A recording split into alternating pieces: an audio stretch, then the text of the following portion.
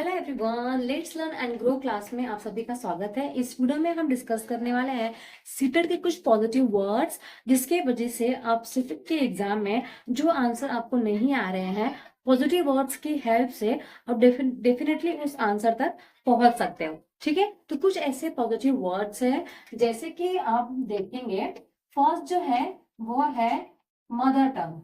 ठीक है, mother tongue जो होता है, जैसे कि जो हमारा सीबीएसई है, जो हमारा एनसीईआरटी है, वो हमेशा मदर टंग को ही क्या करता है, प्रमोट करता है। अगर क्वेश्चन आ रहा है कि टीचर को कौन सी लैंग्वेज में पढ़ाना चाहिए, सिर्फ इंग्लिश में पढ़ाना चाहिए या सिर्फ हिंदी में पढ़ाना चाहिए या फिर रीजनल लैंग्वेज में पढ़ाना चाहिए, ठीक है, तो आपका आंसर क्या आएगा, या मदर टंग में पढ़ाना चाहिए, तो आंसर क्या होगा, मदर टंग, बच्चे का जो लैंग्वेज है। ठीक है, तो एक टीचर को हिंदी के साथ साथ इंग्लिश के साथ साथ रीजनल लैंग्वेज भी आना बहुत ज्यादा जरूरी है। क्योंकि जब बच्चा नर्सरी का होता है, घर पे 4 साल का होता है, जब वो नर्सरी में जाता है ना, क्योंकि वो 4 साल तक की अपनी जिंदगी में सिर्फ कौन सी लैंग्वेज वो सुन रहा है, मदर टंग ही सुन रहा है। भले ही वो गुजराती हो, भले ही वो मराठी हो, हिंदी हो, है ना। अब स्कूल में जाने के बाद अगर हम सडनली उससे इंग्लिश में बात करेंगे तो उसको ऐसा लगेगा कि हमें कौन सी दुनिया में आ चुका हूं। ठीक है, तो उसको बिल्कुल भी उस फील्ड में जाने का बिल्कुल मन नहीं करेगा। तो इसलिए हमें क्या करना चाहिए, मदर टंग लैंग्वेज में ही बच्चे को पढ़ाना चाहिए, और मदर टंग ही सीबीएसई क्या करता है, प्रमोट करता है। ठीक है, सेकंड क्या है, मल्टीलिंगुअल। मल्टीलिंगुअल का मतलब क्या होता है,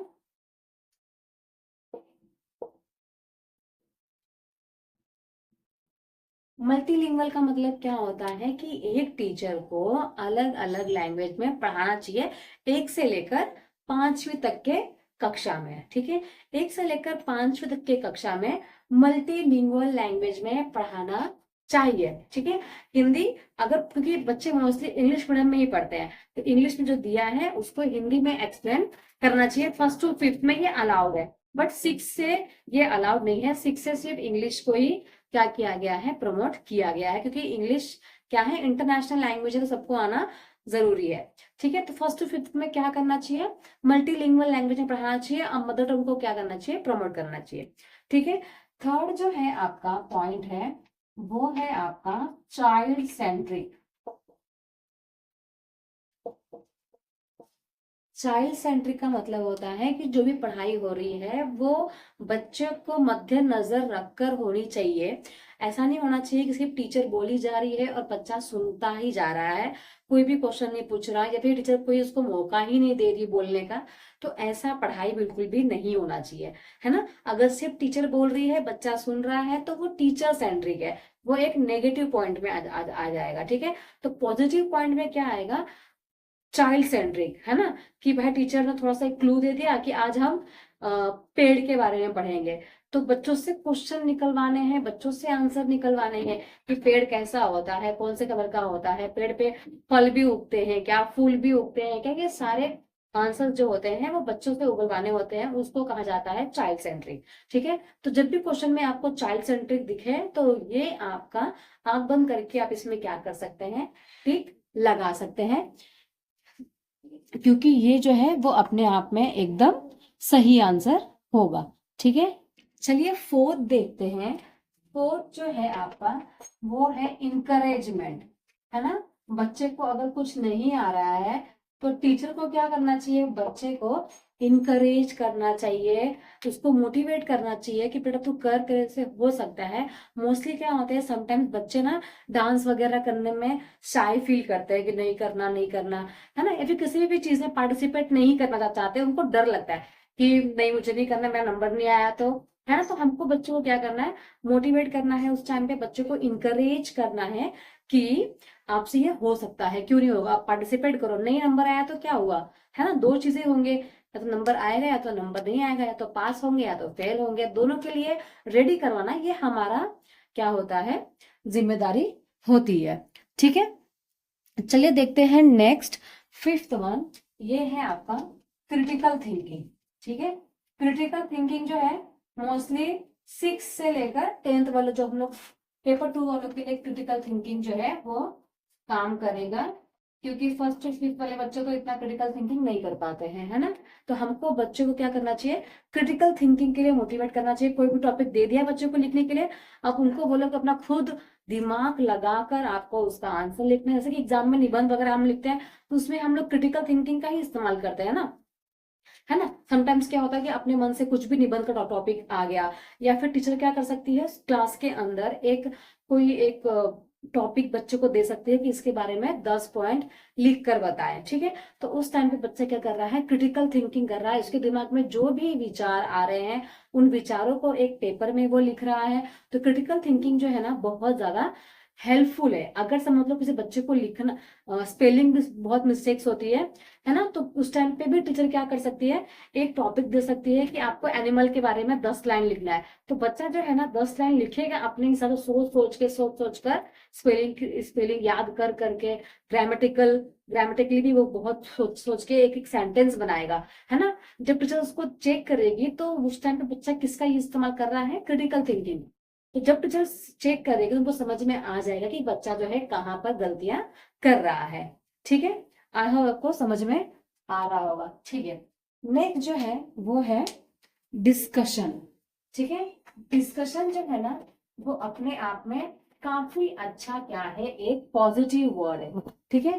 क्या करना है आपको, डिस्कशन करना है, ठीक है। डिस्कशन,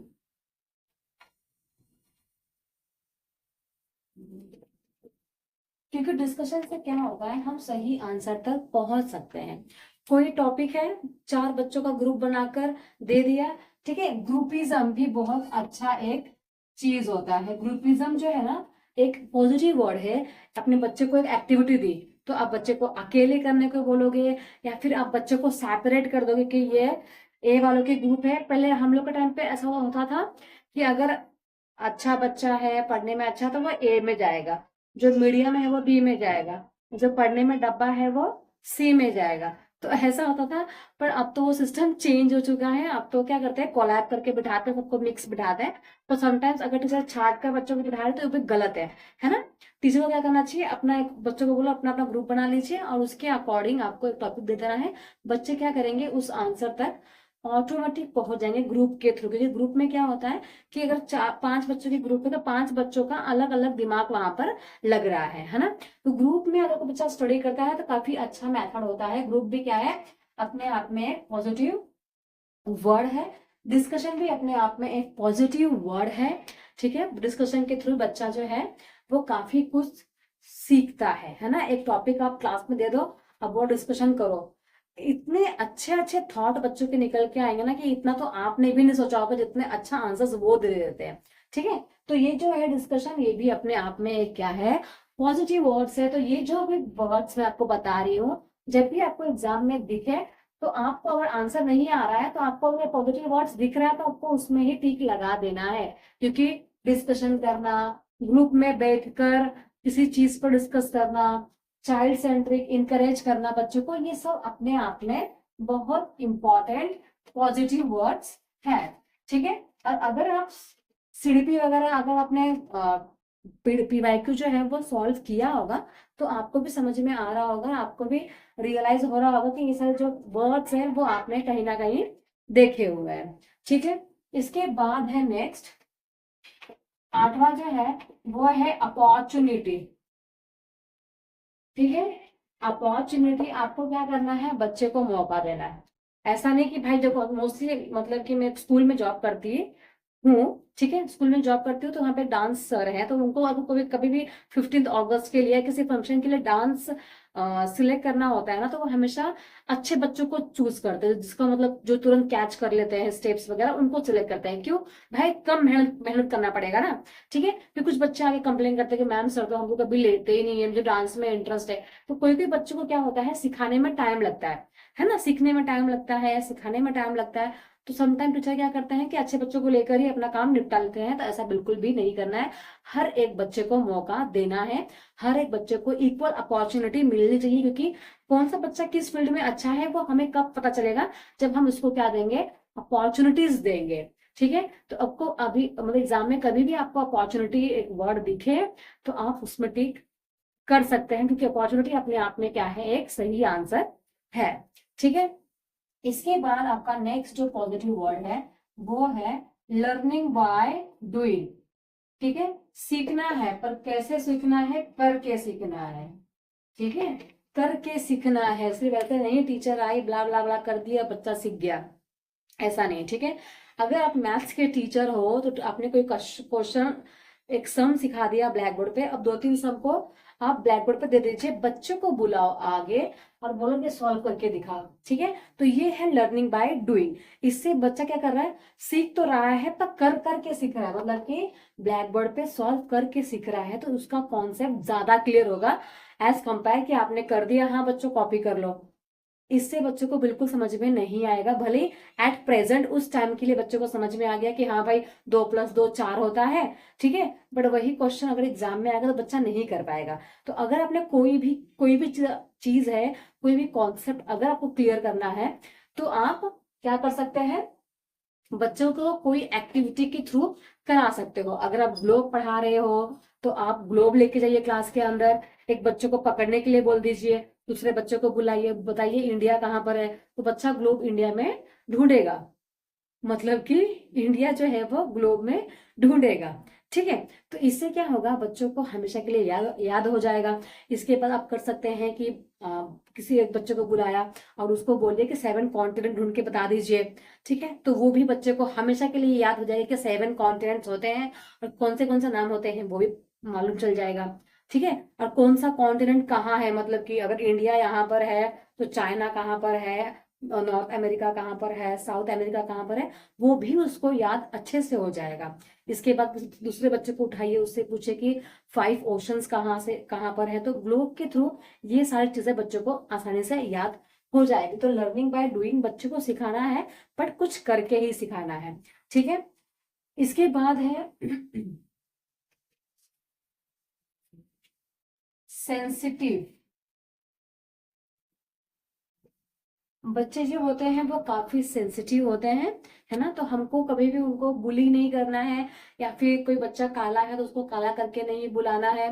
ठीक है, हमारे स्कूल में तो सोचो, मतलब नॉलेज की इतनी ज्यादा कमी है, टीचर्स जो है मतलब प्रिंसिपल बन चुके हैं, कुछ लोग प्रिंसिपल के पोस्ट पे हैं और वो खुद ऐसा बोलते हैं कि आपकी टीचर भी तो काली है। ठीक है, मतलब समटाइम्स क्या होता है कि कोई बच्चा अगर दूसरे बच्चे को बुली किया, काला है तो बोल दे कि तू तो काला है, उसके पेरेंट्स जो है वो कंप्लेन लेके आ रहे हैं प्रिंसिपल मैम के पास। प्रिंसिपल मैम जो है वो बोल रही है क्लास टीचर को लेके आई है, क्लास टीचर को लेके गए, तो प्रिंसिपल मैम बोल रही है बेटा काला गोरा कुछ नहीं होता है, देखो आपकी टीचर भी तो काली है ना। तो ये कितना गलत मैसेज है, कि ये सिखाने का एक तरीका है बच्चे को, बिल्कुल भी नहीं, है ना। तो हमको बच्चों को सिखाना चाहिए कि ये कलर का भेदभाव नहीं करना चाहिए, ये सारी गलत बातें हैं, सारा कलर सेम ही होता है ना, कलर से कुछ मैटर नहीं होता, दिल अच्छा होना चाहिए, दिल काला नहीं होना चाहिए।